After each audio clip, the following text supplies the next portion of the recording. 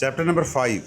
अहमद जब पॉपुलर के दरख्तों की उस कतार के सामने खड़ा था जो जैसे गांव की आखिरी लकीर खींच रही हो, उसकी नज़र दो धुंधली सी शबीहों पर पड़ी। भाप के बादलों ने उन्हें लपेट रखा था। उनके सामने कपड़ों के ढेर थे जिन्हें वो लकड़ी के डंडों से कूट रही थी। करीब ही एक कमसिन लड़की ने जलती आग में टहनियों का गुच्छा डाल दिया। लम्हा भर में भड़कती नारंगी लपटें देख के पहलू चाटने लगी। कुछ ऊपर एक चश्मे के गिर्द औरतें और बच्चे घड़े भरते खड़े थे। उनके पीछे चंद लड़के गधों पर तैयार थे कि भारी मटकों को घरों तक पहुंचा सकें। छोटे बच्चे शोर मचाते पानी के छींटे उछालते भाग रहे थे। एक बकरी रास्ता काट गई और मुर्गियां फड़फड़ाती हुई एहतजाज में हवा में उड़ गई। ये सब मंजर अहमद को सुकून बख्श लगा, जैसे हर गांव में सुबह के वक्त यही सब दोहरता हो, जब रात की खुनकी अभी बाकी रहती है और सूरज पहाड़ों के पीछे से अभी नमूदार नहीं हुआ होता। इस साल बहार जल्दी आ गई है, एक औरत ने आसमान की तरफ देखते हुए कहा, जहां एक झुंड परिंदों का उड़ रहा था। हाँ, अब जल्दी सब्जियां आने लगेंगी, दालें खा खा के अब जी ऊब गया है, दूसरी ने जवाब दिया। उसी वक्त एक बच्चा भागता आया और एक औरत का दामन खींचने लगा। उसने अहमद की तरफ इशारा किया। दोनों औरतों के हाथ रुक गए और वो भाप के पार देखने लगी। चश्मे के पास मौजूद औरतें और बच्चे भी चुप हो गए। अहमद ने सोचा, इनके लिए मैं अजनबी हूँ, शायद खतरा भी और खबर भी। वो आहिस्ता आहिस्ता चलकर उनकी तरफ बढ़ा। वो सब पीछे हट गए और उसके और चश्मे के दरमियान एक खाली जगह बन गई। यकीनन मेरी हालत बुरी है, बाल बिखरे हैं, दाढ़ी उलझी हुई है, आंखें सुर्ख और थकी हुई हैं। अस्सलाम वालेकुम, उसने कहा और मुस्कुराया। औरतों के चेहरे नरम पड़ गए। वालेकुम सलाम, सब ने बेसाख्ता जवाब दिया। मेरा नाम अहमद है। उसने अपना मशकीज़ा निकाला और इशारा किया कि वो पानी भरना चाहता है। बच्चे अभी भी अपनी माँ के साथ लिपटे हुए थे। एक बच्चा हिम्मत करके बोला, आप कहाँ से आए हैं? मैं कूनिया से आया हूँ। तुमने कूनिया का नाम सुना है? लड़के ने सर हिलाया और औरतें सरगोशी करने लगी। ये कूनिया से आया है, कूनिया से। कहाँ जा रहे हो? अहमद ने नीचे देखा। ये सवाल एक कमसिन लड़की ने किया था। उसकी आंखें सियाह और रोशन थीं, जिन पर घनी पलकों का साया था। अहमद को हंसी आ गई। कितनी संजीदा है और कितनी हसीन भी। दमिश्क जा रहे हो? बच्ची ने जिद से पूछा, जैसे उसने खुद दुनिया घूम रखी हो। किमिया, चुप हो जाओ, एक औरत ने टोका, लेकिन सबके कान लगे हुए थे। अहमद ने लम्हे भर को सोचा, सिर्फ वही जानता है कि मैं असल में कहीं नहीं जा रहा, और ये भी कि कूनिया में मेरा वक्त ख़त्म हो चुका है। कहीं जाने की जगह नहीं है, उसने आखिर में कहा। वो कहीं नहीं है और वो हर जगह है। औरतें उलझन में पड़ गईं और कंधे उचकाए। अहमद ने भी कंधे उचकाए। इन्हें समझना क्यों चाहिए जब मैं अपने बेहतरीन दोस्त को भी ये ना समझा सका। उसी लम्हे उसकी नज़र उस लड़की पर पड़ी। तो यह है कीमिया। वो उसे देख रहा था जब अचानक लड़की की हालत बदल गई, जैसे वो किसी दूर की सदा को सुन रही हो। उसकी माँ के चेहरे पर खौफ आया, फिर लम्हे भर में सब खत्म हो गया, जैसे बादल सूरज के सामने आकर गुजर जाए। अब वो फिर से उसे ध्यान से देख रही थी। आपको खाने की ज़रूरत होगी, उसने कहा। अहमद हंस पड़ा। उसे अपनी माँ की याद आ गई। बेटे, तुम्हें खाने की ज़रूरत है। बिल्कुल दुरुस्त कहा, मगर मैं एक अच्छा शिकारी हूँ। और उसने अपनी थैली से एक छोटा सा खरगोश निकाला। क्या इसके बदले मुझे थोड़ी रोटी और पनीर मिल सकता है? उसने अब उसकी माँ को मुखातिब किया। अयोडोकिया ने खरगोश हाथ में लिया, जांचा और बगैर कुछ कहे घर की तरफ चल दी। इशारा किया कि अहमद उसके पीछे आए। अहमद को वो पसंद आई। उसके चेहरे पर खेतों की झुर्रियाँ थीं, मगर वकार बादशाहों जैसा। ये लोग खुश नसीब हैं। ज़मीन, बारिश और हवा ही इनकी साथी हैं, कभी सख्त कभी नर्म, मगर हमेशा सच्चे। वो उनके साथ चल पड़ा। कीमिया उसके पहलू में थी। उसने महसूस किया कि उसके पांव दुख रहे हैं। कुछ देर बाद वो घर की दीवार से लगी पथरीली बेंच पर बैठा था। सूरज निकल आया था और उसने अपने बदन को फैलाया। मैं पहुंच गया हूँ। ये ख्याल उसके लिए नया था। उसके दिल में जंगल में एक झोंपड़ी बनाने का नक्शा बना। सादा जिंदगी, फालतू फिक्रों से आज़ाद। ये दिनों की तन्हाई ने उसके जहन को साफ कर दिया था। वक्त की जल्दी और देर का कोई मतलब ना रहा। अब हमेशा बस यही है, नाव। ये सोचकर वो हंसा और उसकी हंसी बच्चों तक फैल गई। उसी वक्त कीमिया एक छोटे से कपड़े का बंधा हुआ पार्सल लेकर आई। ये आपके लिए है, एहतियात से रखिएगा, इसमें अंडे भी हैं। शुक्रिया, उसने कहा और उठ खड़ा हुआ। अब मैं चलता हूँ। वो उसे देखती रही। आप दोबारा आएंगे? یہ سوال کم اور ایک یقین زیادہ تھا۔ اللہ جانے، اس نے جواب دیا۔ کیمیا نے سر ہلا دیا۔ جنگل میں داخل ہوتے ہی احمد نے پلٹ کر گاؤں کو دیکھا۔ ہر چیز اپنی جگہ ہے، ہر شخص اپنی جگہ۔ اس پر شکر گزاری کی ایک لہر دوڑ گئی۔ Chapter number 6۔ احمد کے گاؤں میں آنے کے بعد جیسے کسی بند دریچے پر دستک دی گئی ہو۔ پہلے وہ صرف ایک اجنبی تھا، مگر آہستہ آہستہ اس کی خاموشی اور تنہائی نے گاؤں والوں کے دلوں میں طرح طرح کے سوالات اور سرگوشیاں جنم دینا شروع کر دی۔ گاؤں کی فضا میں اس کے ذکر کی کھڑکھڑاہٹ گونجنے لگی۔ کوئی کہتا یہ کوئی درویش ہے، شاید اللہ کا دوست۔ کوئی اور جواب دیتا نہیں، یہ کوئی تپسوی ہے جو پہاڑوں سے اتر کر آیا ہے۔ عورتیں حیرت سے ایک دوسرے سے پوچھتی یہ کیسا جوان ہے جو نہ کھیت میں ہل چلاتا ہے، نہ جانور پالتا ہے، نہ شادی بیاہ کی بات کرتا ہے۔ آخر اس کی زندگی کا مقصد کیا ہے؟ امام صاحب کو اس کی موجودگی باعث خیر محسوس ہوتی۔ ان کے نزدیک یہ کوئی ایسا انسان ہے جسے اللہ نے ذکر و فکر کے لیے بھیجا ہے۔ چرچ کے پادری کرسوسٹم اس پر نظر رکھتے مگر زیادہ سختی نہ کرتے۔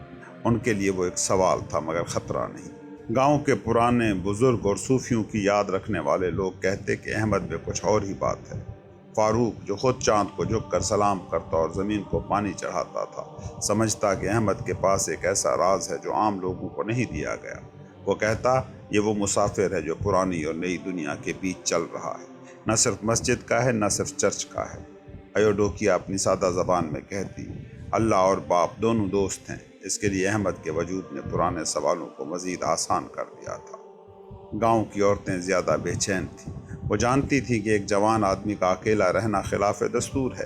ان کے نزدیک مرد کی زندگی شادی، بچے اور کھیت کھلیان سے جڑ کر مکمل ہوتی ہے، مگر احمد کے دن تنہائی میں گزرتے اور وہ سکون سے ایک جھونپڑی میں رہتا۔ یہی سکون ان کے لیے سب سے بڑا بھید تھا۔ یوں لگتا تھا کہ احمد خود کو لوگوں سے الگ تھلگ رکھنا چاہتا تھا، مگر جتنا وہ خاموشی اختیار کرتا اتنا ہی وہ لوگوں کی آنکھوں اور باتوں میں اترتا جاتا۔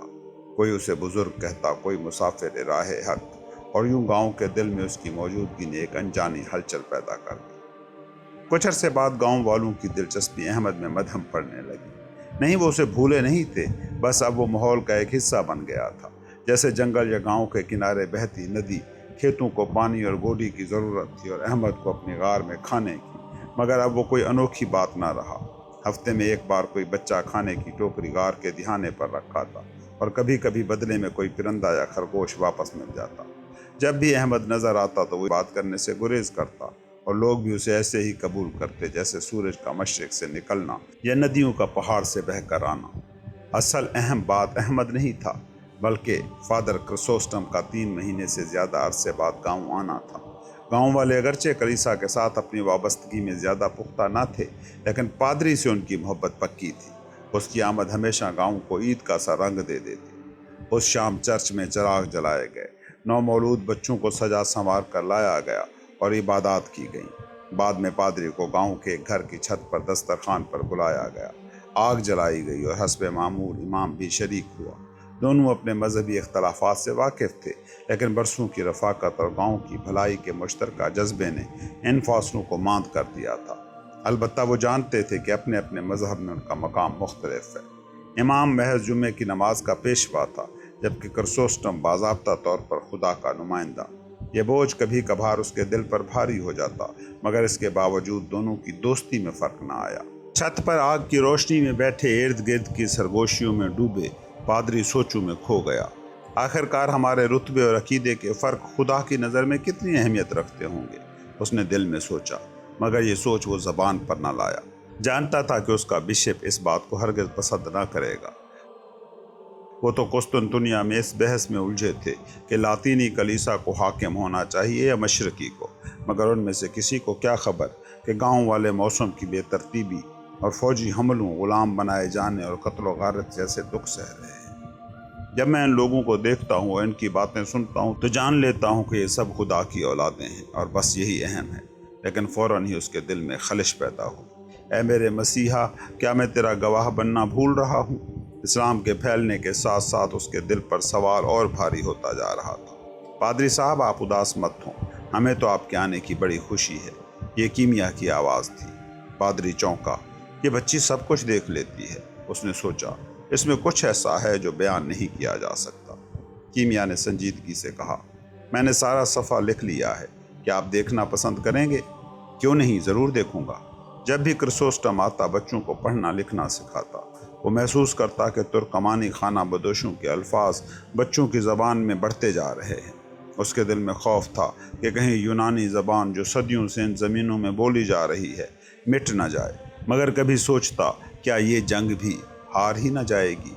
आखिर ज़बानें तो महज औजार हैं, लोग उन्हें अपनी ज़रूरत के मुताबिक बदल लेते हैं। शहरों में अरबी और फ़ारसी यूनानी के साथ रची बसी थी, मगर यहाँ तुर्कमानी और इस्लाम धीरे धीरे ईसाइयत और यूनानी को पीछे छोड़ते जा रहे थे। अनातोलिया और तुरोस की ये सरजमीन कभी बाज़ंतीनी तो कभी फ़ारसी सल्तनत के बीच खिंची रहती। अब उनके किनारों से तुर्कमान और मगरब से फ्रांसीसी हमला आवर और ऊपर से मंगोलों की यलगार। पादरी सोचने लगा, ये सिर्फ इंसान ही नहीं बल्कि सारी जिंदगियां, सारी तहजीबें मिटती जा रही हैं। कुतुब खाने जल रहे हैं, मखतूते चाक हो रहे हैं, फन पारे मिट्टी का ढेर बन रहे हैं। फिर एक ठंडी आह निकली, हमारी दुनिया हलचल में डूबी है और फिर भी जिंदगी रुकती नहीं। बूढ़े अपनी यादों में डूबते हैं और जवान नई दुनियाएं बनाते हैं। उसने सुना था कि कोनिया में सुल्तान के ज़ेरे साया एक नई तहजीब परवान चढ़ रही है, जो फ़ारसी रंग में रची है लेकिन अपनी यूनानी जड़ों से भी जुड़ी हुई है। तो फिर मैं क्यों परेशान हूँ, उसने दिल में कहा। खुदा की अपनी तदबीर है और हम कौन हैं जो उससे सवाल करें। पादरी के ख्यालात को एक वहशी पुरजोश नगमे ने तोड़ दिया। रात की तारीकी से उभरती हुई वो आवाज़ खुरदरी, भारी और हल्क से निकलती हुई लगती थी। पादरी अल्फाज न समझ सका, मगर इस गीत में घोड़ों की दौड़, सहरा की वुस्सत और ला इंतहा आसमानों की बाज गश्त सुनाई देती थी। वो सोचने लगा, ये नगमा नए ज़माने का है या पुराने का? आवाज़ बुलंदियों की तरफ लपकी, लामहदूद की पुकार बन गई। ये फारूक की आवाज़ थी। यही है दुआ, सच्ची दुआ, क्रिसोस्टम ने दिल में कहा, और एक बार फिर शक के तूफान ने उसे घेर लिया। लोग अपने अपने तरीके से खुदा को पुकारते हैं और वो हर एक की सुनता है। फिर हम कौन हैं जो उन्हें बताएं कि इससे कैसे बात करनी है? आज फारूक ने जिस शिद्दत और तड़प के साथ गीत गाया था, ऐसा पहले कभी ना हुआ था। ये शख्स ज़ख्मी है, लेकिन ये ज़ख्म दरअसल एक पुकार है, और ऐसी पुकार कभी अनसुनी नहीं रहती। अलबत्ता जवाब सुनने के लिए कभी लंबा वक्त लग जाता है। पादरी साहब, आप मेरा लिखा देखेंगे? एक नन्ही आवाज़ ने उसे चौंकाया। वो वापस होश में आया, पेशानी पर हाथ फेरा और कीमिया को देखा जो अब तक उसके पहलू में खड़ी थी। शायद मैं वाकई बूढ़ा हो रहा हूँ, उसने सोचा। एक लम्हे को तो मैं इसे बिल्कुल ही भूल गया था। उसने महसूस किया कि फारूक का नगमा भी अब थम चुका था। माफ़ करना कीमिया, हाँ दिखाओ मुझे। कीमिया ने वो कागज़ थमा दिया जो पादरी ने उसे 4 महीने पहले दिया था। उस पर उसके हाथ की कलमी तहरीर के नीचे कोयले से कीमिया की लिखी हुई सतरें दर्ज थी, भारी मगर उतनी ही दुरुस्त। ये बहुत अच्छा है कीमिया, पादरी ने मुस्कुरा कर कहा। वो दिल ही दिल में खुश था। वो जानता था कि गांव वालों के लिए उसके लिखने पढ़ाने के असबाक बस एक तमाशा थे, बच्चों को कुछ देर खामोश रखने का बहाना। गांव की जिंदगी सख्त थी। खेत काटना, जानवर संभालना, ज़मीन को पानी देना, फल चुनना, सर्दियों से पहले छतों की मुरम्मत, ये सब लिखने पढ़ने से कहीं ज़्यादा ज़रूरी था। लिखाई पढ़ाई उन लोगों के लिए थी जिनके पास नौकर चाकर हों, ना कि ऐसे किसानों के लिए। हम इस बच्ची का क्या करें? पादरी ने चौंक कर ऊपर देखा। फारूक सामने खड़ा कागज़ पर बनी स्याह लकीरों को देख रहा था, जो उसके लिए बेमानी थी। वो सर खुजा रहा था और उलझन में था। आखिर वो बोला, ये दूसरी बच्चियों जैसी नहीं है। मैं और इसकी माँ हम फिक्रमंद हैं। पादरी ने कागज़ कीमिया को वापस दे दिया। कीमिया, तुम्हारे वालिद और मुझे कुछ बात करनी है। जाने से पहले मैं तुम्हें कुछ नए हरूफ दूंगा। वो खुशी खुशी माँ की तरफ भागी, ये कहते हुए, देखो पादरी साहब कहते हैं मेरे हरूफ बहुत अच्छे हैं। क्रिसोस्टम ने फारूक की तरफ रुख किया। तुम्हें परेशान नहीं होना चाहिए फारूक, खुदा के अपने तरीके हैं जो हमसे पोशीदा है। फारूक उसके पहलू में आकर बैठा। पादरी ने गौर किया तो देखा कि उसके बालों के किनारे सफ़ेद हो रहे। तुम्हारी उम्र कितनी है फारूक? उम्र? फारूक ने दोहराया, फिर थोड़ा सोच कर कहा, शायद 40 के करीब। हमारे यहाँ ऐसे हिसाब किताब नहीं रखा जाता, तो कोई ठीक से नहीं जानता। जब मैंने तुम्हारी शादी कराई थी 18 बरस पहले, तब तुम लगभग 20 बरस के थे, तो तुम्हारी उम्र अब 38-39 के आसपास होगी। दोनों पर खामोशी छा गई। आग भड़क रही थी और कभी कभार कोई चिंगारी उछलकर बाहर निकलने की कोशिश करती। بہت اچھی عمر ہے، پادری نے کچھ دیر بعد کہا۔ رات گہری ہو چکی تھی، اوپر آسمان سیاہ ریشم کا ٹکڑا لگ رہا تھا جس پر ننھے ہیرے جڑے ہوں۔ پھر پادری نے وہ بات چھیڑی جس نے فاروق کو پریشان کر رکھا تھا۔ تم درست کہتے ہو، کیمیا واقعی مختلف ہے۔ پھر اچانک اس کے منہ سے ایک تجویز نکلی جس پر وہ خود بھی حیران تھا۔ شاید اسے کونیا بھیج دینا چاہیے تاکہ وہاں یہ تعلیم حاصل کرے۔ خیال اسے اچھا لگا۔ ان لوگوں کے پاس پیسہ نہ تھا اور اکثر یوں بھی ہوتا کہ بچے تعلیم کے لیے کسی اور کے ہاں پرورش پاتے۔ وہاں خانقاہیں بھی تھیں اور کم از کم 2 ایسی تھیں جہاں وہ اپنی سفارش پر کیمیا کو داخل کرا سکتا تھا۔ وہ سوچ ہی رہا تھا کہ فاروق یکایک سامنے آ کھڑا ہوا، چہرہ غصے سے سرخ۔ کیمیا کو بھیج دوں؟ کبھی نہیں، وہ پھٹ پڑا۔ پادری نے نرم لہجے میں کہا، میں یہ نہیں کہہ رہا کہ یہ کرنا ہی ہے، مگر سوچنے کے لیے کیا ہے؟ سوچنے کے لیے کچھ نہیں ہے، فاروق نے جھنجھلا کر کہا اور تیزی سے پلٹ گیا۔ لیکن پادری اسے جانتا تھا۔ فاروق پہلے بیوی کے سامنے غصہ نکالے گا، اور ایوڈوکیا ایک دانا عورت تھی، وہ سنبھال لے گی۔ امام سے مشورہ ہوگا، بات گاؤں میں پھیلے گی، اور پھر آہستہ آہستہ سب مل کر کسی فیصلے پر پہنچ جائیں گے، اور اگر یہ صحیح ہوا تو خدا خود اس کے ہونے کا رستہ بنائے گا۔ فی الحال فاروق کچھ دنوں کے لیے پادری کو قصوروار ٹھہرائے گا۔ یہ سوچ کر کرسوسٹم مسکرایا، اور جب ایک ننھا سا ہاتھ اس کے ہاتھ میں آیا تو وہ چونکا نہیں۔ کیمیا اس کے پاس بیٹھ گئی تھی اور ہنس کر اس کی طرف دیکھ رہی تھی۔ Chapter number 7۔ تہوار ختم ہو چکے تھے اور گاؤں پھر اپنی معمول کی زندگی کی طرف پلٹ آیا تھا۔ صبح سویرے ہی پادری کرسوسٹم رخصت ہو گیا تھا۔ ساتھ طاہر بھی تھا جو اگلے گاؤں سے حل کے لیے نیا پھالا ڈھونڈنے کی امید میں نکلا تھا۔ چھت پر عائشل ہاتھ میں سرکنڈوں کا گٹھا لیے جھاڑو دے رہی تھی۔ سورج مکھی کے بیجوں کے چھلکے اب بھی کل رات کی محفل کی نشانی بنے بکھرے پڑے تھے۔ کیمیا، ہٹو یہاں سے، دیکھتی نہیں میرے راستے میں کھڑی ہو؟ کیمیا ایک کونے میں کھڑی تھی، پاؤں جمائے اس جگہ کو بچاتے ہوئے جہاں کل شب پادری بیٹھا تھا۔ میرے حروف کو مت مٹانا عائشل، خدا کے لیے نہیں۔ تمہارے حروف؟ یہ گرد میں لکھی لکیریں؟ بہتر ہے میرا ہاتھ بٹاؤ بجائے اس کے کہ تماشا بناؤ۔ یہ حروف خود پادری کرسوسٹم نے میرے لیے بنائے تھے۔ Please عائشل، please. عائشل نے جھنجھلا کر سر ہلایا۔ پاگل ہو گئی ہو تم؟ یہ ساری لکھائی فضول ہے، اس سے کیا ہوگا؟ کیا لکھنے سے روٹی پکے گی یا بکریوں کا دودھ نکل آئے گا؟ کیمیا بے بسی سے بہن کو تکتی رہی۔ عائشل نے لمبی سانس لی۔ بحث کرنا بیکار تھا۔ کیمیا سے بات کرنا اکثر یوں ہی ہوتا، دیوار سے سر مارنے کے برابر۔ آخر کار یا تو وہ رونے لگتی یا پھر مسکرا کر اپنی ہی دنیا میں گم ہو جاتی۔ تم سب کو پاگل کر کے چھوڑو گی کیمیا؟ عائشل پھٹ پڑی۔ کیمیا کے ہونٹ کپ کپانے لگے، آنکھوں میں آنسو بھر آئے اور رخساروں پر بہنے لگے۔ میں سمجھا نہیں سکتی، میں نہیں بتا سکتی، وہ ہکلائی، لیکن میرے دل کے اندر ایک بہت بڑی خواہش ہے۔ میں پڑھنا چاہتی ہوں، یہ میرے دل میں بہت بڑا ہے۔ بہت بڑا؟ کیا چیز؟ عائشل نے حیرت سے پوچھا، دل میں ایک لمحے کو نرمی محسوس کرتے ہوئے۔ کیمیا نے سر ہلایا۔ میں نہیں بتا سکتی، نہیں بتا سکتی۔ عائشل نے ہار مان لی، سرکنڈے زمین پر پھینک دیے۔ چلو کھانے کی تیاری کرتے ہیں۔ چھت پر ایوڈوکیا نے پہلے ہی کپڑا بچھا رکھا تھا۔ فاروق دیوار کے ساتھ ٹیک لگائے بیٹھا تھا۔ اس نے بڑی گول تانبے کی تھالی رکھنے کے لیے چوکٹھا رکھا اور عائشل دسترخوان پر سالن لے آئی، دہی، شہد اور زیتون کے کٹورے، ساتھ میں چائے کے پیالے۔ کیمیا مٹی کے برتن میں بے خمیری روٹی کے بڑے بڑے پتلے پتے لائی جو ایوڈوکیا نے 1 ہفتہ پہلے گاؤں کے اجتماعی تنور میں بنائے تھے۔ عائشل اندر جا کر چائے کا جگ لے آئی اور سب نے مل کر ناشتے کا آغاز کیا۔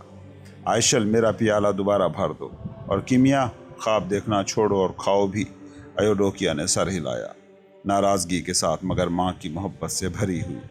فاروق نے اپنی بیوی کو دیکھا، بالکل ایسے جیسے مرغی اپنے چوزوں کے ساتھ ہو۔ یہ خیال آتے ہی بے ساختہ اس کے لبوں پر مسکراہٹ آ گئی۔ موڈ اچھا ہوتا دیکھ کر خوشی ہوئی، ایوڈوکیا نے طنز بھری نرمی سے کہا۔ پتہ نہیں کل رات تمہیں کیا ہوا تھا، اس وقت کے بعد تمہیں اتنا بوجھل کبھی نہیں دیکھا جب تمہارا کھیت سڑ گیا تھا۔ فاروق کے چہرے سے مسکراہٹ اڑ گئی۔ ہاں، بس بالکل ویسا ہی محسوس کر رہا تھا۔ اس نے مزید کچھ نہ کہا اور ایوڈوکیا نے بھی بات نہ بڑھائی۔ سب خاموشی سے کھانا کھاتے رہے۔ عائشل کھانے کے بعد غائب ہو گئی۔ ایوڈوکیا اور فاروق اکیلے رہ گئے۔ بس کیمیا تھی جو ایک کونے میں بیٹھ کر گرد سے بیجوں کے چھلکے الگ کر رہی تھی۔ میں کل رات سو نہ سکا، فاروق بڑبڑایا۔ کرسوسٹم کی باتیں اب تک کانوں میں گونج رہی ہیں۔ اچانک وہ بھڑکا۔ जानती हो उसने क्या कहा? जानती हो वो क्या बकवास सोच रहा है? कौन? क्या बात है? ताहिर अभी बच्चा है वो। मैं ताहिर की बात नहीं कर रहा। फारूक ने गुस्से से कंधे झटके। मैं पादरी क्रिसोस्टम की बात कर रहा हूँ। पादरी? तुम पागल हो गए हो क्या? क्या कोई बुरा ख्वाब देखा है? ख्वाब ही समझ लो, फारूक बोला। कल रात हम कीमिया की बात कर रहे थे। उसने थोड़ी से कीमिया की तरफ इशारा किया। उसने कहा। फारूक की आवाज़ हल्क में अटक गई। क्या कहा? बोलो भी, डरा रहे हो मुझे। कहा कि इसे कूनिया भेज देना चाहिए। वो रुका, फिर बेदिली से बढ़ाया। पढ़ाई के लिए। सुनो, कूनिया, पढ़ाई के लिए। उसकी आवाज़ गुस्से से लरज उठी। चुप रहो, तुम अपनी सेहत खराब कर लोगे। क्या वो अभी कूनिया जा रही है? एयोडोकिया ने उसे पुरसकून लहजे में दिलासा दिया, जैसे बच्चे को सुलाने के लिए कहती हो कि नहीं, अभी सोना नहीं है, और साथ ही नरमी से उसके बिस्तर पर लिटा देती हो। फारूक ने बीवी को देखा, जैसे तसल्ली के लिए तड़प रहा हो। फिक्र न करो, उसने मुस्कुरा कर कहा, फिलहाल सोचने की ज़रूरत नहीं। फिर वो उठी। कीमिया आओ, चलें, लोबिया तोड़ना है। तुम्हारी बहन कहाँ गई? दरवाजे पर रुकी और पलट कर फारूक से कहा, फिक्र न करो, पादरी खिज़ां से पहले वापस नहीं आएगा। तब तक खुदा हमें रास्ता दिखा देगा। फारूक दिल ही दिल में मानता था कि जब भी वो बोझल या परेशान होता, एयोडोकिया हमेशा उसके दिल को सुकून देती थी। पेट का बोझ जैसे हल्का हो गया हो। हाँ, पादरी खिज़ां से पहले नहीं आएगा। इतने में न जाने कितनी बातें बदल सकती हैं, उसने सोचा। चलो अंगूर का बाग देखूं, खुशी अब पकने वाले होंगे। अब सूरज काफ़ी बुलंद हो चुका था। एयोडोकिया ने पसीना माथे से पूछा। वो लोबिये की दो कतारों के दरमियान खड़ी थी और दोनों तरफ उसकी बेटियां आयशल और कीमिया मसरूफ़ थी। प्याज और लोबिये से भरे थैले अब खासे बोझल हो गए थे। बस करो, उसने कहा, फ़िलहाल इतना ही काफ़ी है। दोनों लड़कियां दौड़कर खाई के किनारे जा बैठी, जो बाग की तरफ जाती राह के साथ साथ बहती थी। आयशल ने सूरजमुखी का फूल तोड़ा और उसके बीज निकालकर कीमिया की कबा की शिकनों में गिराती गई। एयोडोकिया भी आकर उनके साथ ही बोझल कदमों से बैठ गई। उसके जहन में अब भी फारूक से हुई गुफ्तगू गर्दिश कर रही थी। वो सोच रही थी, क्या क्रिसोस्टम ठीक कह रहा था? क्या कीमिया को वाकई पूनिया जाना चाहिए? कीमिया का गांव छोड़ जाना मुश्किल सा लगता था, लेकिन शायद यही उनकी परेशानी का जवाब हो। एयोडोकिया जानती थी कि पादरी को कीमिया से कितना लगाव है और वो उसकी दानिश पर भरोसा करती थी, मगर आज से पहले तक वो धूल में बनाई गई इस तहरीर को महज खेल ही समझती रही थी। अब वो देख रही थी कि इससे कहीं बढ़कर कुछ है। उसने दोनों बहनों की तरफ देखा। क्या मुख्तलिफ थी ये दोनों, एयोडोकिया ने सोचा। 5 महीने से ज़्यादा हो गए हैं जब से कीमिया को अकेले घूमने फिरने से रोका गया था, लेकिन उसे तो फ़र्क ही नहीं पड़ता। अजीब है कि वो फिर भी जैसे हम सब की गिरफ्त से निकल जाती है। मुमकिन है कूनिया जाना भी उसे बुरा ना लगे। क्या यही खुदा की मर्जी है? उसकी नज़र लोबी और प्याज से भरे थैलों पर पड़ी और फिर ख्याल अहमद की तरफ चला गया, जो अपनी गार में अकेला रहता था। उसे यकीन था कि अहमद को ये सब सब्जियां और कुछ फल अच्छे लगेंगे। खुबानी तो पकी होगी। वो खड़ी हो गई और हाथ कमर पर रखकर कमर सीधी की। चलो कुछ तोड़ लेते हैं और तुम दोनों मिलकर एक टोकरी अहमद को भी पहुंचा देना। उसने कीमिया की आंखों में देखते हुए कंधे पर हाथ रखा। तुम्हें बहन के साथ जाने देती हूँ, लेकिन कोई इजाफी घूमना फिरना नहीं। तुम्हारे अब्बा मुझसे खफा हो जाएंगे। कीमिया उछल कर उठी और एक चीख निकली। कीमिया, ज़रा ध्यान तो रखा करो। कीमिया सूरजमुखी के बिखरे हुए बीजों को घूर रही थी। मैं भूल गई, उसने कहा, जैसे ताज्जुब में हो, फिक्रमंदी के बगैर। कभी ध्यान ही नहीं रखती ये। आयशल, बस करो, चंद बीज ही तो हैं, खुबानी याद करो। वो बाग की तरफ उतरने लगे। नदी की धार उनके पहलू में बह रही थी। कीमिया आगे आगे दौड़ रही थी। गार के ध्याने पर हमवार पत्थर पर अहमद बैठा था, दोपहर की धूप में सुकून से बदन सेंकते हुए। वो हिला तक नहीं जब दोनों लड़कियां दरख्तों के पीछे से निकली। आयशल रुक गई और उसकी टोकरी हाथ से गिर गई। सब जानते थे कि अहमद को किसी की सोहबत पसंद नहीं। वो तो मिलने से घबरा कर कहीं छुप जाता, लेकिन आज वो वहीं बैठा रहा, जैसे उनका इंतजार ही कर रहा हो। कीमिया तो पहले ही उसके सामने पहुंच चुकी थी, टोकरी में खुबानियाँ और प्याज दिए। अहमद मुस्कुराया। तुम कीमिया हो? सोच रहा था कब दोबारा तुम्हें देखूंगा।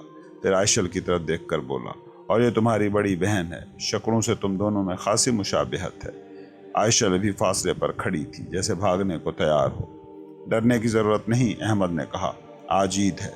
नहीं, आज मुकद्दस दिन है। उसने अल्फाज अलग अलग करके कहे, जैसे उसमें उसकी तन्हाई के असूल टूटने की वजाहत थी। आज وہ دن ہے جب میں نے اس کی آواز سنی تھی، ٹھیک 3 مہینے پہلے۔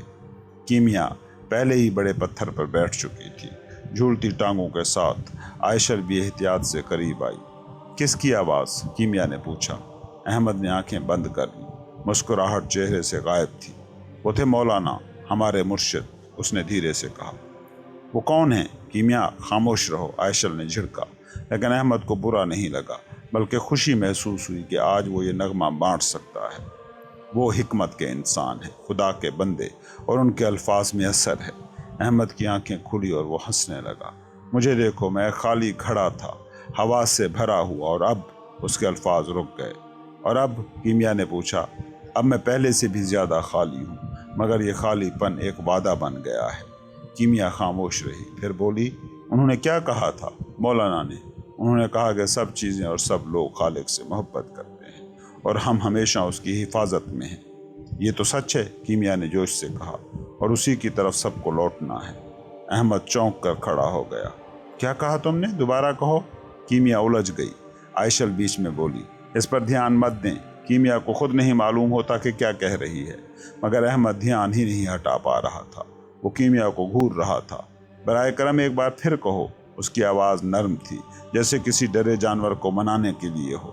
میں نہیں جانتی، نہیں جانتی۔ کیمیا کی آنکھوں میں آنسو تھے۔ بس اتنا جانتی ہوں کہ…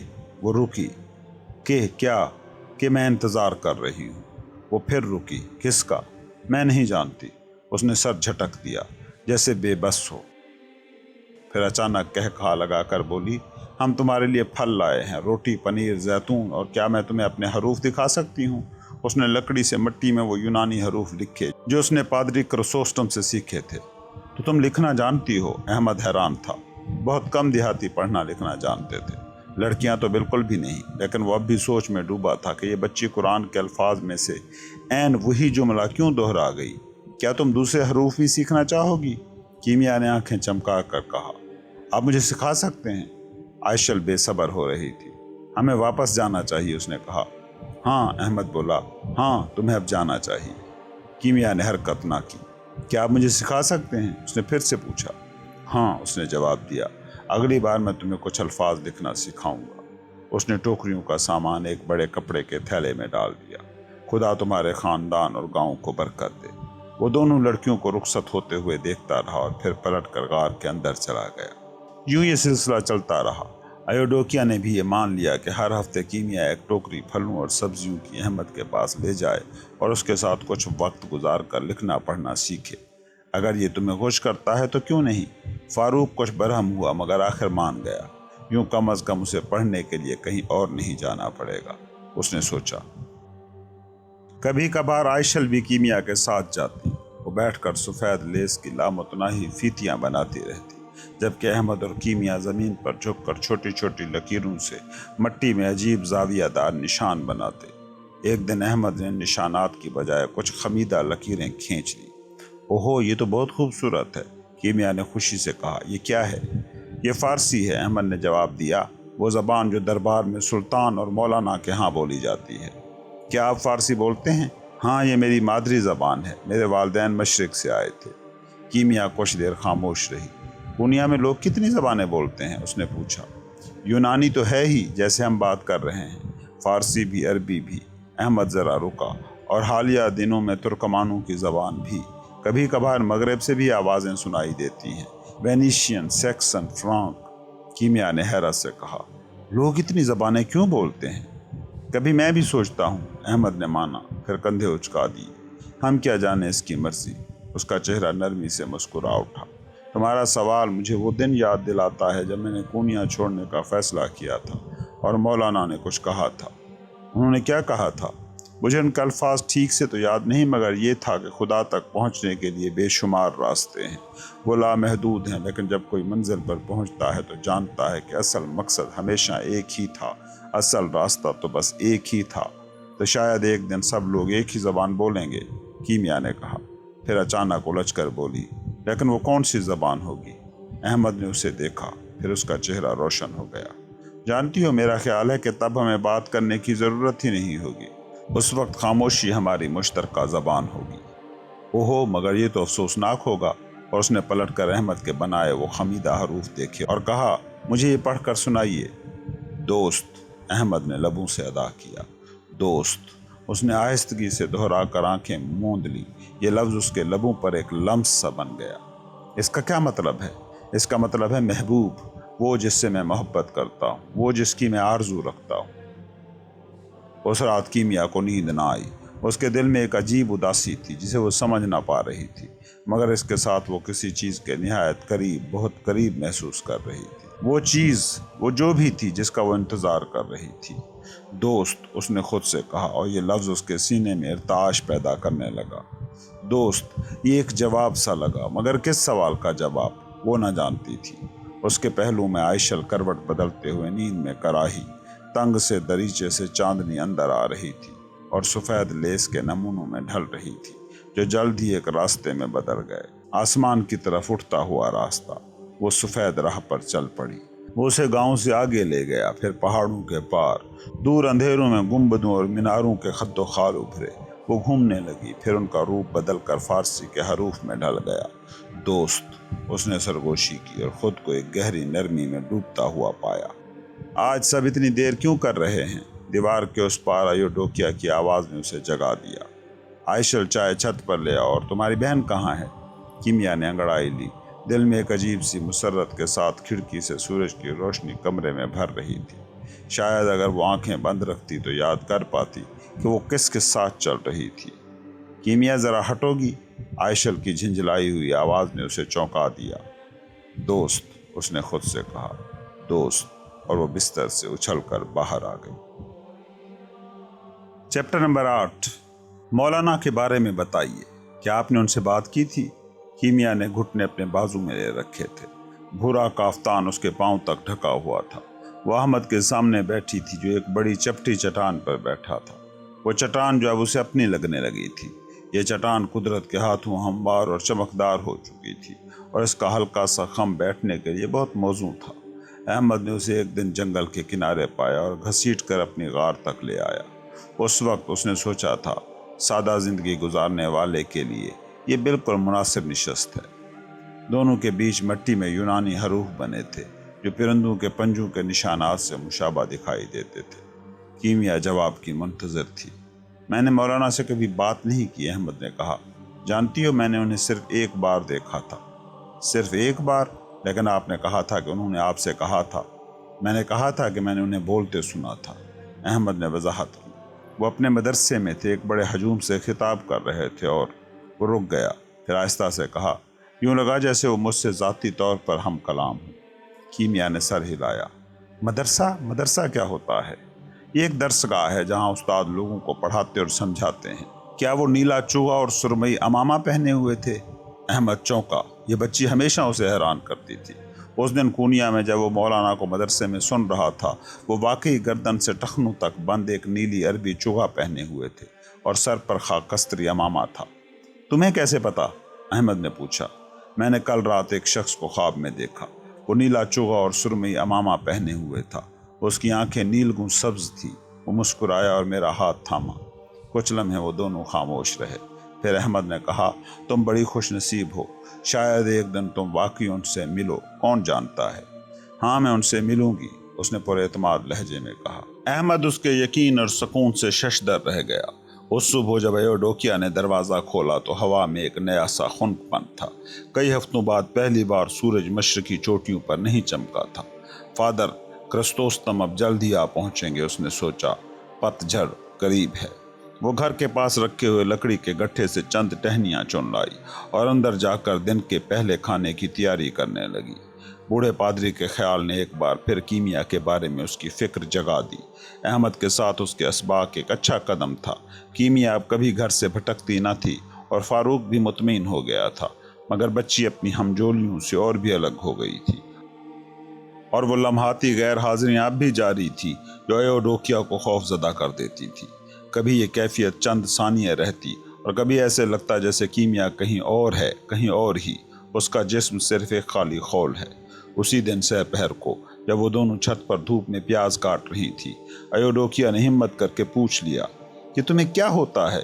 اس وقت تم کہاں چلی جاتی ہو جب بے ہوش ہوتی ہو؟ جب لگتا ہے کہ تم ہم سب سے بہت دور ہو۔ پوچھتے ہی اسے افسوس ہوا۔ سکون بھری فضا میں اس کا سوال بہت بے محل سا لگا، مگر کیمیا کو کوئی پرواہ نہیں تھی۔ میں نہیں جانتی۔ اس نے چھوٹی چھری ایک طرف رکھ دی اور دور پہاڑوں کی سمت دیکھنے لگی۔ یہ جب ہوتا ہے تو میں کہیں نہیں ہوتی، مطلب یہ کہ نہ یہاں ہوتی ہوں نہ کہیں اور۔ وہ اپنی کیفیت کو سمجھانے کے جتن میں پیشانی پر بل ڈالے بیٹھی تھی۔ بس یوں لگتا ہے جیسے میں پہنچ گئی ہوں، بالکل وہی کیفیت جو خواب میں آتی ہے۔ میں خوش ہوتی ہوں اور کچھ بھی کمی نہیں ہوتی۔ خواب؟ ایوڈوکیا نے دہرایا۔ وہ بھی اپنے بیشتر ہم مذہبوں کی طرح مانتی تھی کہ خدا کبھی کبھی انسانوں کو خوابوں کے ذریعے رہنمائی دیتا ہے۔ شاید کیمیا کا خواب بھی ایسا ہی تھا۔ کون سا خواب؟ مجھے بتاؤ۔ وہ خواب جس میں میں نے مولانا سے ملاقات کی تھی۔ کیمیا ایسے بیان کر رہی تھی جیسے کسی پرانے شناسہ کا ذکر ہو، حالانکہ مولانا کا مطلب ہی صرف ہمارے استاد تھا۔ وہ کون ہیں؟ ایوڈوکیا نے تجسس سے پوچھا۔ احمد ان سے ملنے کونیا گیا تھا۔ کیمیا کی آنکھیں چمکی۔ کونیا کا نام سنتے ہی ایوڈوکیا کے دل میں گھبراہٹ نے پھر سے گھر کر لیا۔ پھر اچانک وہ بولی، ہائے یہ کیا ہوا؟ دیکھو میرا ہاتھ کٹ گیا۔ وہ تیز لہجے میں بولی، یہ سب خواب دیکھنے کی باتیں اپنی جگہ، مگر یہ ہمیں کھانا تو نہیں دیں گی۔ کیمیا خاموش رہی۔ ایوڈوکیا کو اپنے اوپر غصہ آیا۔ وہ ایک موقع کھو بیٹھی تھی اور اس میں اس کی اپنی ہی غلطی تھی۔ اب بچی پھر سے اپنے معمول کی خاموش بے نیازی میں کھو جائے گی۔ دونوں نے بقیہ کام چپ چاپ مکمل کیا۔ آنکھوں میں آنسو پیاس کی تیز بو سے زیادہ اپنے اپنے خیالوں کی وجہ سے تھے۔ بارش کی پہلی بوندیں برسیں اور ندی کے قریب کھڑے بید کی پتیاں زرد ہونے لگی۔ ایوڈوکیا گھر کے باہر پتھر کی بینچ پر بیٹھی موسم کے آخری کدو دھو رہی تھی۔ بیچ بیچ میں وہ مرغیوں کو شش شش کر کے بھگاتی جو ہمیشہ کچھ کھانے کے چکر میں رہتی تھیں۔ احمد کے ساتھ کیمیا کی گفتگو، اس نے کسی سے اس کا ذکر نہ کیا۔ فاروق کو مزید پریشان کرنے کی ضرورت نہیں تھی، مگر اس کے دل میں مولانا کا خیال بار بار ابھر رہا تھا۔ یہ شخص کون ہے اور کیا مجھے کیمیا کو احمد کے پاس اب بھی جانے دینا چاہیے؟ وہ اسے کہانیاں سنا سنا کر خوابوں میں ڈبو رہا ہے، جیسے اس کے سر میں خوابوں کی پہلے کوئی کمی ہو۔ اس کے خیالات خود بخود فادر کی طرف مڑ گئے۔ اب تک وہ واپس کیوں نہیں آیا؟ آ جانا چاہیے تھا۔ آخر انہیں کیا چیز روک رہی ہے؟ چند دن بعد یہ خبر ان تک پہنچی۔ دوپہر کا وقت رہا ہوگا۔ باہر دھوپ ڈھل کر سائے چھوٹے ہو گئے تھے۔ ایوڈوکیا کو شلجم اکٹھے کر کے کیمیا کے ساتھ گھر واپس آ رہی تھی کہ اس نے دیکھا کاوے ان کے گھر کی طرف چڑھائی پر آ رہا ہے۔ کاوے کا گاؤں ان سے 2 گھنٹے کے فاصلے پر تھا۔ وہ اور طاہر اکثر شکار کے لیے اکٹھے جاتے تھے، مگر آج وہ یہاں کیا کرنے آیا تھا؟ کاوے نے انہیں دیکھا تو رک گیا۔ ابتدائی سلام کے بعد بھاگ جانے کی بجائے، جیسا کہ وہ ہمیشہ کرتا تھا، اس نے اپنے ہاتھ کافتان پر رگڑتے ہوئے نظریں جھکا لیں۔ ایوڈوکیا کے دل میں ہلکی سی گھبراہٹ دوڑ گئی۔ اس نے دباؤ ڈال کر پوچھا، کیا ہوا؟ کوئی بری خبر لائے ہو؟ لڑکے نے سر ہلایا۔ پادری چند دن پہلے کاوے کے گاؤں کو جانے والے رستوں پر بے ہوش پڑا ہوا ملا تھا۔ کاوے کی ماں اور بہن نے اسے پایا۔ میری ماں نے کہا، کاوے بولا۔ جب اس نے اپنا کان فادر کے سینے پر لگایا تو دل بہت تیز دھڑک رہا تھا، سانس اکھڑ رہی تھی۔ پھر جب اس نے پانی چھڑکا تو پادری نے آنکھیں کھول دی۔ کاوے رک گیا، الجھا ہوا۔ ایوڈوکیا نے بےتابی سے پوچھا، پھر کیا ہوا؟ میری بہن دوڑی اور لوگوں کو بلایا۔ میں بہام اور حسن کے ساتھ آیا۔ وہ مجھ سے بڑے اور طاقتور ہیں۔ ہم نے مل کر پادری کو اپنے گھر پہنچایا۔ پادری کو جڑی بوٹیوں کا قہوہ دیا گیا اور کاوے کی ماں رات بھر اس کے پاس بیٹھی رہی، لیکن صبح کاوے کی آواز مدھم ہو گئی۔ فادر کرسوستم کی سانس رک گئی۔ ایوڈوکیا چپ کھڑی رہی۔ اس کی آنکھوں کے سامنے اپنے وہی ہاتھ تھے جنہیں کبھی اس پادری نے فاروق کے ہاتھوں کے ساتھ چرچ میں باندھ دیا تھا، آج سے 20 برس پہلے۔ اب آنسو اس کے رخسار پر بہنے لگے۔ دل میں سوال آیا، کیا فادر کرسوستم نے بہت تکلیف سہی؟ جیسے اس کا جواب دینے کے لیے کاوے بولا، جب میں صبح کمرے میں گیا اور پادری کو دیکھا، اس کے چہرے پر مسکراہٹ تھی۔ پادری کے سامان میں ایک ٹکڑا سوکھی روٹی، ایک پرانا لکڑی کا سلیب، وہ چاندی کا پیالہ جس میں وہ ماس پڑھاتے تھے، 2 قمیصیں، اور یہ بھی۔ کاوے نے اپنے کافتان سے کچلا ہوا کاغذ نکالا جس کا ایک کونا پھٹا ہوا تھا۔ اس پر یونانی زبان کے 2 مصرے لکھے تھے۔ اس شام جب وہ بھی ہوش میں تھے، انہوں نے اپنی ماں سے یہ کاغذ بیگ سے منگایا اور 2 بار کہا، کیمیا کے لیے، کیمیا کے لیے، پھر آنکھیں بند کر لیں اور دوبارہ نہیں بولے۔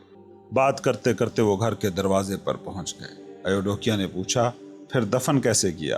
ہمارے امام نے نماز پڑھائی اور ہم نے عیسائی حمد بھی گائی، انہیں چرچ کے پاس دفن کیا۔ ایوڈوکیا نے سر ہلایا۔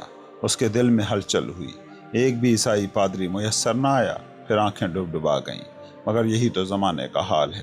فادر جانتے تھے کہ اب ان کی جگہ کوئی نہیں لے گا، چرچ بھی ایک دن سنسان ہو جائے گا۔ خود وہ دعا کرتے وقت کبھی یسوع اور کبھی محمد کا نام ملا دیتی تھی۔ ہاں، مریم سے اب بھی سرگوشی کرتی تھی، مگر ساتھ ہی نئی بنی مسجد میں جمعے کی نماز میں بھی شامل ہو جاتی تھی۔ پرانا اور نیا بالکل میرے بنے ہوئے قالین کے رنگین دھاگوں کی طرح ہیں۔ اس نے سوچا شاید آخر میں کوئی نقشہ نکل ہی آئے۔ وہ ہوش میں آئی تو کعوے سامنے کھڑا تھا، ہونٹ کاٹتا بے چین۔ ایوڈوکیا نے اپنے آنسو صاف کیے، سر پر دوپٹہ کھسکا کر اس کو اندر کی طرف دھکیلا۔ آؤ بیٹا کچھ کھا لو، لمبا راستہ طے کر کے آئے ہو۔ کمرے میں دھوئیں کی عجیب سی بو پھیلی ہوئی تھی۔ اندر طاہر بیٹھا تھا، حیران۔ کعوے تو یہاں کیا کرنے آیا ہے؟ کعوے خاموش رہا۔ طاہر نے ماں کو دیکھا۔ کچھ ہوا ہے؟ ایوڈوکیا نے مشکل سے کہا۔ اب ہم فادر کرسوستم کو نہیں دیکھ سکیں گے۔ اس وقت عائشہ چھوٹی پیالیوں میں چائے کے ٹرے لے کر آئی۔ ایوڈوکیا نے فوراً پکڑ لی تاکہ بات بدل سکے۔ طاہر سوال کرنے ہی والا تھا کہ دروازے پر فاروق نمودار ہوا۔ وہ استبل کی چھت مرمت کر رہا تھا۔ اس کے کافتان میں لکڑی کے چھوٹے چھوٹے ریزے اٹکے تھے۔ یہ کیا ماجرا ہے؟ سب اتنے اداس کیوں ہو؟